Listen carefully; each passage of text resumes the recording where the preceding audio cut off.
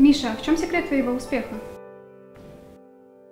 Свободное время для Михаила Полованистова – явление редкое. Студент первого курса УДГУ, председатель детского совета Российского движения школьников Удмуртии, также он входит в состав молодежного парламента. За плечами Михаила создание 2 настольных игр «Город Сарапул» и «Инвестируй в Удмуртию». В 2019 году пришла идея создать настольную игру о моем родном городе, я из Сарапула, и появилась настольная игра «Город Сарапул».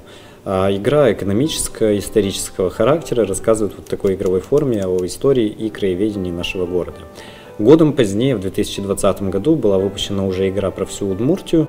Выпуск первого тиража экономической игры совпал с окончанием 9 класса. Пришлось расставлять приоритеты. Парень совмещал сдачу экзаменов с решением вопросов типографии. Учителя переживали и предлагали отложить осуществление мечты на второй план. Друзья мне помогали в том плане, что говорили, что хорошо, что плохо, что стоит доработать. При этом от кого-то я, спасибо тоже этим людям, слышал скептиз, что никому это не нужно. Возможно, это не станет востребованным, потому что сейчас электронный век, бумага уже это все старое, но при этом оказалось, что нет. Сейчас молодой человек занят новым проектом – акселератором «Мастерская игры».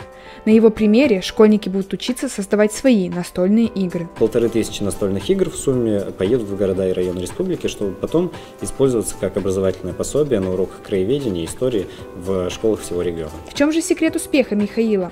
Браться за любые задачи, не бояться трудностей и твердо идти к своей цели. Только упорным трудом можно открыть себя этому миру и получить открытый мир в ответ.